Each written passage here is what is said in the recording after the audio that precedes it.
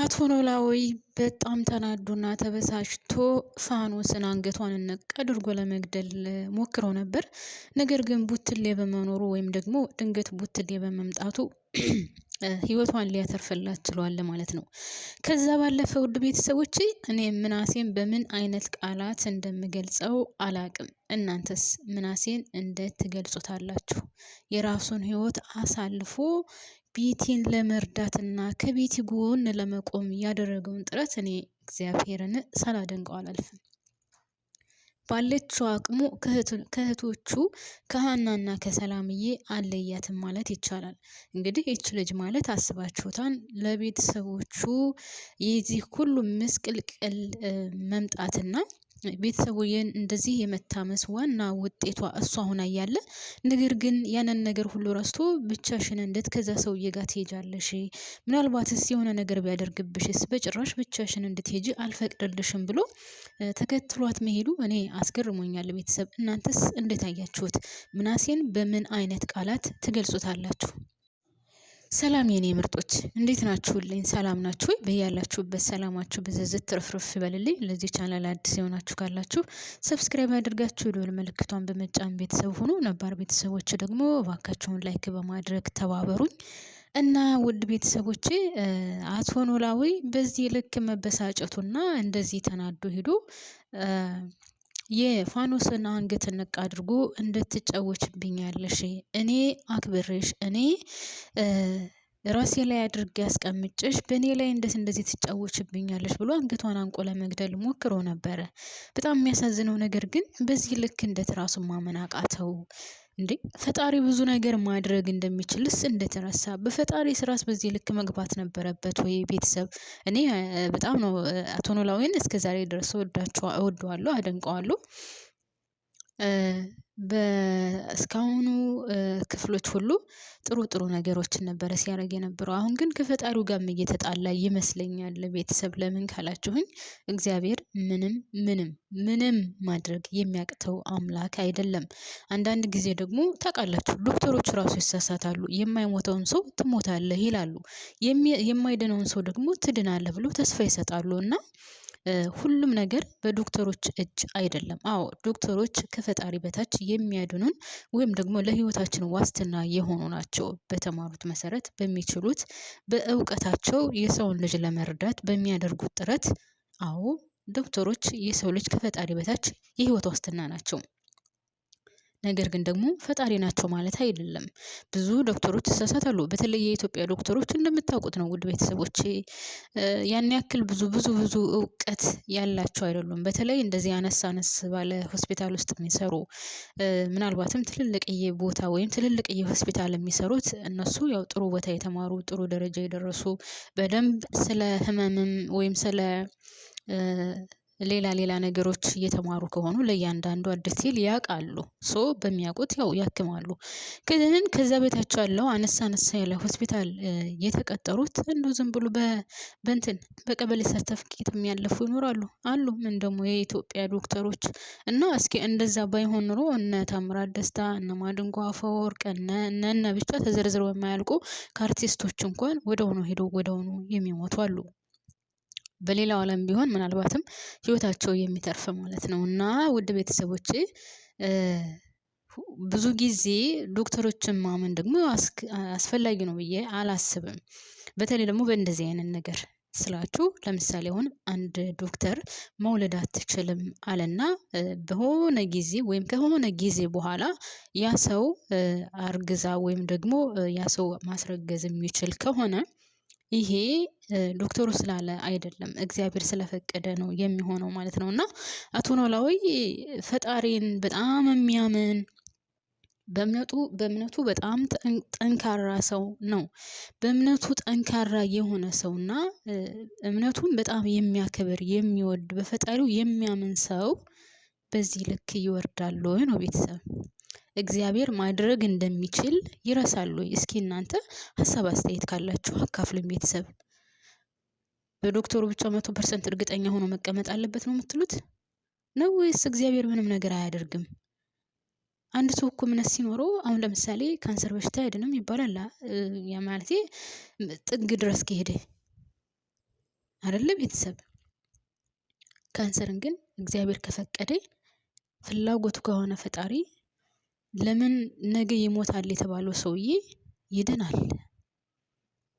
በእንኳን አይደለም ካንሰር የያዘውና ጤነኛ ሆኖ ቆሞ እየተራመደ ያለው ሰው እኮ ቤተሰብ እግዚአብሔር ከፈቀደ በሴኮንድ ያን ሰው ህይወቱን መውሰድ ይችላል። የፈጣሪ ስራ እስከሆነ ድረስ ለምን በፈጣሪ ስራ ማመን ያቅተናል? እኔ አሁን አቶ ኖላዊ ጋር እያየሁ ያለሁት ነገር በፈጣሪ ስራ ማመን እንዳልቻለ ነው። እሱ ብቻ ሳይሆን ሀና ራሱ በፈጣሪ ስራ ማመን እንዳልቻለች ነው። እንደውም አሴርን ካያችሁት አሴርና ተምቹ እንደውም ይሻላሉ። ለምንድን ነው እንደዛ የምትለው? እግዚአብሔር እኮ አይሳነውም ሰው ስላለ ነው እንደምናምን እያለ ነበር አሴር ራሱ ማለት ነው። እና ሀናም ፋኖስን ሄዳ በቃ ቁጭ ብድግ አድርጋ ነው የተናገረቻት። እሱን እንትን ብለሽዋል፣ በሱ ላይ ችት አድርገሻል፣ እንዴት እንደዚህ ታደርጊያለሽ? ልጁ የሱ አይደለም፣ ችግር የለውም አባት ባይሆንም ግን አባዬ ይገልሻል፣ ይህንን ነገር ሰምቶ ጸጥ አይልም፣ በጭራሽ እብድ ነው የሚሆነው እያለኝ በስነ ስርዓት እንኳን ሳታናግራት ነው የተመለሰችው። ሄዳ ለአባቷ ለአቶ ኖላዊ ስትነግረው እሱም ጨርቁን ጥሎ ማበድ ነበር የቀረው። ወዲያውኑ ነው እየሮጠ ወደ እሷ ማለት ወደ ፋኖስ የመጣው። ደግነቱ ውትል የመኖሩ ህይወቷን አትርፎላታልና አንድ ሰው በዚህ ልክ ስሜታዊ ሆኖ አንዲት ነፍሰ ጡር ንሳ አንገቷን አንቆ ልጁ የኔ አይደለም፣ እንዴት እንደዚህ ልታደርጊ ትችያለሽ? በእኔ ላይ በዚህ ልክ ለምን ተጫወትሽብኝ ማለቱ ተገቢ ነው? እሷ ሌላ ወንድ አላቅም ብላለች። ሲቀጥል የሀና ገገማነት ማለት ነው ቤተሰብ፣ የሀና ገገማነት እሷ ከሌላ ወንድ አላረገዘችም ብትለውስ፣ ካንተን ያረገዘችው ብትለውስ፣ ዝም ብላ ሄዳ ምንድን ነው ያለችው? ፋኖስ አርግዛለች ነው ያለችው። ታውቃላችሁ ቤተሰብ። የሰውዬ ደግሞ በጣም ተሰማው። ይሰማል እኮ በነገራችን ላይ ስሜቱ በጣም ከባድ ነው። በዛ ላይ ደግሞ ከፈጣሪው ጋር እየተነጋገረ ነው። ለምን በልጅ ቀጣኝ? ለምን እንደዚህ ያደረክኝ? አውቃለሁ ሀናን ሰጥተኸኛል፣ ግን ምን አለ በቃ ከራሴ ከደሜ የሆነ ብትሰጠኝ እያለ ሲጸልይ የነበረው። ምክንያቱም ሀናን ራሱ ካያችኋት እንዴት እሷን ትናገራታለህ? እንዴት እሷን አርግዛ ሂደህ እንደዚህ ታደርጋታለህ? ምናምን ብላ ተቀይማ። እሱን መቀየሟ ጥሩ ነው፣ ግን በቃ ቤተሰቦች ጋር ሄዳለሁ ነው ያለችው። አያችሁ ቤተሰብ፣ አያችሁ አንዳንድ ጊዜ የፈለገ ነገር ብታደርጉለት ሀና አቶ ኖላዊን ትወደዋለች፣ እናውቃለን፣ ሁላችንም እናውቃለን። ከምንም በላይ የምታስበልጠው እሱን ነው። ግን ካለበት አፍራሽ ነዋ። ግን እሱን እንደዛ ተናግራ ምንድን ነው ያለችው? ቤተሰቦች ጋር እሄዳለሁ ነው ያለችው። አያችሁ፣ ይሄ ራሱ ሌላ ህመም ነው። ይሄ ሌላ በሽታ ነው። አቶ ኖላዊ ይዋስ እንድሰማው ያደርገዋል።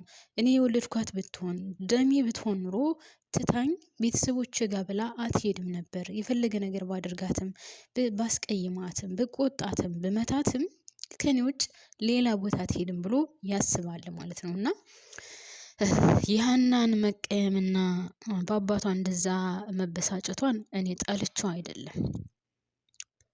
ፋኖስ ጋር ሂዳ ይቅርታ ልትጠይቃት ስትሄድ ምን ችግር አለ? አባትሽ እንደዛ አንቆ ሊገለኝ ነበር፣ አንቺም ሰድበሽኝ ነው የሄድሽው፣ ስለዚህ ለምቼዋለሁ ምናምን ስትላት ዮሐናም ይቅርታ ብላታለች፣ ይቅርታ አድርጋለታለች። አብሮ ሻይ ጠጥተው ምናምን ነው የተመለሰችው እና በዛ ተናዳለች። ኦኬ መታ ግን አባቷን እንደዛ ተናግራ ወደ ቤተሰቦች ሄዳለሁ ማለት አልነበረባትም። አያችሁ አቶ ኖላዊ የባስ ብቸኝነትና ማንም እንደሌለው እንድሰማው መሆን አልነበረበትም። ብትናገረውም ምን ብትለውም የፈለገችውን ነገር ብላው ቤተሰቦች ጋር ሄዳለሁ በጨለማም ቢሆን ችግር የለውም ማለት አልነበረባትም። የባስ እሱን ይከፋዋል፣ የባስ ይሰማዋል። ምነው አምላኬ ሆይ ለኔስ ልጅ ብትሰጠኝ የሚለው ነገር የባስ እንድሰማው ያደርገዋል ማለት ነው። እና እኔ ሀና አሁን የተሰጣት ካራክተር በጣም የሚደብርና የሚያስጠላ ነው ከሚገባው በላይ። እውነት ነው የምላችሁ ቤተሰብ። ድሮ ለአቶ ኖላዊ የነበራት ክብር እንደው ቤተሰቦቿን ካገኘች በኋላ ብዙ ተቀይራለች ሀና። የፈለገ ነገር ቢሆን አንተን ጥዬ እዛ ቤት ሂጅ አላድርም፣ አንተን ጥዬ እንደዚህ አላደርግም ነበር የምትለው። ግን አሁን ሁለት ቤት ኖራት። ቤተሰቦቿ ጋር ስትጣላ አባቴ ጋር ብላ ትመጣለች። በዛ ላይ ለዝራ ሁሉ ሳይቀር ከቤተሰቦች በሰላም መውጣት እፈልጋለሁ፣ እዛ ቤት መኖር አንቀጥቅጦኛል፣ አስጠልቶኛል ምናምን እያለች ነው የምታወራው። ሁልጊዜ ጭቅጭቅ ነው፣ ሁልጊዜ ጸብ ነው፣ ሁልጊዜ አንድም ቀን ሰላም ኑሮት አያውቅም ያ ቤት እያለች ነው የምታወራው። እና ከቤተሰቦቿ ከወላጆቿ ስትጣላ አቶ ኖላዊ ጋር ትመጣለች። ከአቶ ኖላዊ ጋር ስትጣላ ደግሞ ቤተሰቦች ብላ ትሄዳለች ማለት ነው። እና ሀና በጣም ወላዋ ይሆናለች። በጣም ነው ያስጠላችኝ። እኔ በበኩል የቤተሰብ አላቅም። እናንተ እንደታያችሁት እንደተመለከታችሁት እስኪ ሀሳብ አስተያየታችሁን ታካፍሉኛላችሁ ማለት ነው። እና ፋኖስ ደግሞ ሁሉንም ግልጽ አድርጋ እኔ ካንተ ነው ያረገዝኩት ሌላ ወንድ አላቅም ብትልስ?